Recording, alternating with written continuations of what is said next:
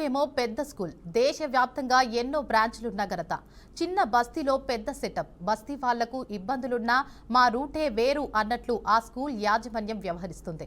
అదెక్కడో ఏంటో కాదు, సూర్యాపేటలో నడుస్తున్న ప్రముఖ పాఠశాల నారాయణ స్కూల్ వ్యవహారం. సూర్యాపేట జిల్లా కేంద్రంలోని నివాస ప్రాంతంగా గుర్తింపు పొందిన విద్యానగర్లో నిర్మితమైన 5 అంతస్తుల నారాయణ కార్పొరేట్ పాఠశాల స్థానికులకు తీవ్ర ఇబ్బందులకు కారణమవుతుంది.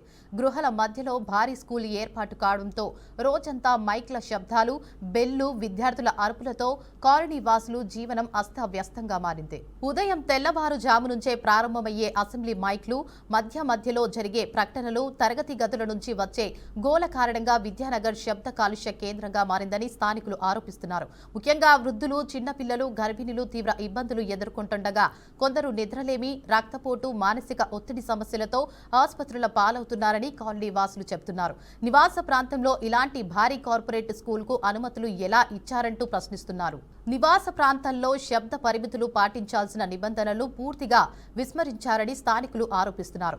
5 అంతస్తుల భవనం, అధిక విద్యార్థుల సంఖ్య, వాహనాల రాకపోకలతో కాలనీ ప్రశాంతత దెబ్బతిందని పేర్కొన్నారు. ఇక ఈ అంశంపై మున్సిపల్ అధికారులకు, విద్యాశాఖకు పలుమార్లు ఫిర్యాదులు చేసినా చర్యలు లేకపోవడంపై అసంతృప్తి వ్యక్తం చేస్తూ ప్రభుత్వం తక్షణమే స్పందించి విచారణ జరిపి శబ్ద కాలుష్యాన్ని నియంత్రించాలని, అవసరమైతే స్కూల్ను ఇతర ప్రాంతానికి మార్చాలని డిమాండ్ చేస్తున్నారు. ఇక ఇదే అంశంపై మరింత సమాచారాన్ని మా ప్రతినిధి శ్రీనివాస్ అందిస్తారు. చెప్పండి శ్రీనివాస్, నివాస ప్రాంతంలో ఇట్లా వీళ్ళకి ఎలా పర్మిషన్ వచ్చిందంటారు? Thank you Devika. ఈ యొక్క కార్పొరేషన్ పాఠశాలలు కావచ్చు, కాలేజీలు కావచ్చు, నివాసాల మధ్యలో చట్ట విరుద్ధంగా ఏర్పాటు చేశారు అన్నటువంటి ఆరోపణలు వినిపిస్తున్నటువంటి నేపథ్యంలో ఈ యొక్క పాఠశాలకు సంబంధించినటువంటి ఈ యొక్క హాస్టల్స్ కూడా లోపల నిర్వహించడం. పేరుకేమో పెద్ద స్కూల్, దేశవ్యాప్తంగా ఎన్నో బ్రాంచ్లున్న ఘనత. చిన్న బస్తీలో పెద్ద సెటప్, బస్తీ వాసులకు ఇబ్బందులున్నా మా రూటే వేరు అన్నట్టు ఆ స్కూల్ యాజమాన్యం వ్యవహరిస్తోంది. అదెక్కడో ఏంటో కాదు, సూర్యాపేటలో నడుస్తున్న ప్రముఖ పాఠశాల నారాయణ స్కూల్ వ్యవహారం. ఇక ఇదే అంశంపై మరింత సమాచారాన్ని మా ప్రతినిధి శ్రీనివాస్ అందిస్తారు. చెప్పండి శ్రీనివాస్, అప్డేట్స్ ఏంటి? Good afternoon. తెలంగాణలోని సూర్యాపేట జిల్లా కేంద్రంలో నివాసం ప్రాంతంలోని కార్పొరేట్ కళాశాల విద్యానగర్లోని 5 అంతస్తుల నారాయణ స్కూల్ స్థానికంగా ఆగ్రహం చేస్తున్న క్రమంలోని మధ్య స్కూల్లోని నిర్మాణంలోని శబ్ద కాలుష్యం పెద్ద ఎత్తున కావడంతో జనంతో మమేకమై బైకులు, విద్యార్థులు అరుపులు విద్యానగర్ శబ్దం కాలుష్యం కేంద్రంగానూ మారినటువంటి పరిస్థితి.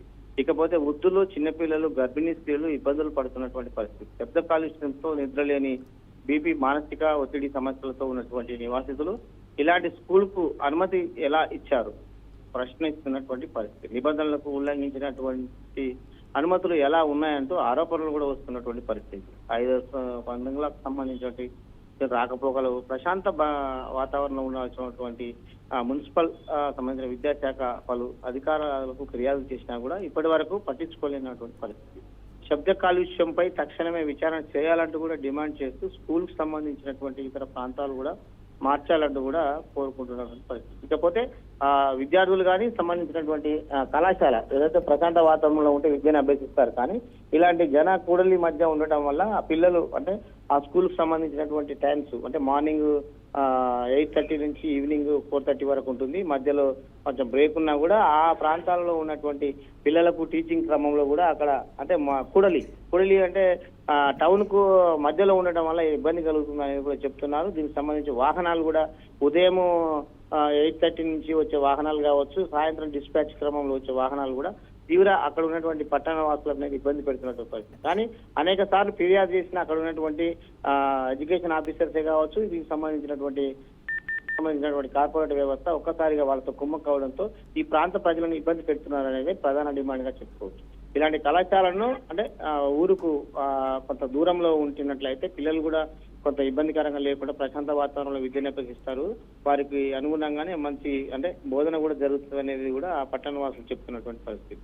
ఇది సూర్యాపేట జిల్లాలోని టౌన్ లో జరుగుతున్నటువంటి కళాశాలకు సంబంధించినటువంటి తాజా సమాచారం.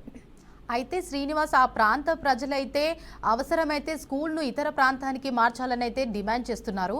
సో స్కూల్ యాజమాన్యం ఏమంటుందంటారు? స్కూల్ యాజమాన్యం వాస్తవికంగా ఆ స్కూల్ బిల్డింగ్ లో కూడా స్కూల్ ఇవ్వడానికి అయితే అర్హుల లేదు. ఆ బిల్డింగ్స్ లో ఉన్నది కానీ వాళ్ళకు పార్కింగ్ ప్లేస్ కానీ సంబంధించినటువంటి కళాశాల ఎంతమంది అయితే విద్యార్థులు ఉంటారో, ఎంతమంది అయితే స్కూల్స్ అంటే ఎక్కడెక్కడ స్కూల్ స్ట్రెంగ్త్ బట్టి వాళ్ళకు ప్లే గ్రౌండ్ కూడా ఉండాల్సి వస్తుంది, స్పోర్ట్స్ అనేక కల్చర్ యాక్టివిటీస్ చేసుకోవాల్సిన పరిస్థితి. కానీ అలాంటి ఏం లేకుండా కేవలం ఇక్కడ బిల్డింగ్ చూపించి మరో దగ్గర ప్లే గ్రౌండ్ నుంచి పర్మిషన్ తెచ్చుకున్నారు. అలాంటివి ఇక్కడ ప్రాంత ప్రజలకు ఇబ్బంది కలుగుతున్నాయి, ఫిర్యాదులు కూడా పేర్కొన్నారు. కానీ వారిపై దర్యాప్తు చేయాల్సినటువంటి డిఈఓ కానీ అక్కడ ఉన్నటువంటి అధికారులు నిమ్మకు నీరెత్తిన వ్యవహరించడం ద్వారా ఆ ప్రాంత ప్రజలు ఇబ్బంది పడుతున్నటువంటి పరిస్థితి. అసలు నివాస ప్రాంతంలో అటు సైడు వీళ్ళకి ఎలా అనుమతి వచ్చిందంటారు? అనుమతుల పేరుతో అనేక మంది అంటే గత కొంతకాలంగా జరుగుతున్నటువంటి ఈ స్కూల్ సంబంధించినటువంటి నిర్మాణాలు చేపట్టినప్పటి నుంచి కూడా అనుమతులు ఇవ్వడానికైతే కొంత అక్కడ ఉన్నటువంటి అధికారుల అవినీతికి ప్రధానంగా నిదర్శనం కూడా కనబడుతున్నటువంటి పరిస్థితి.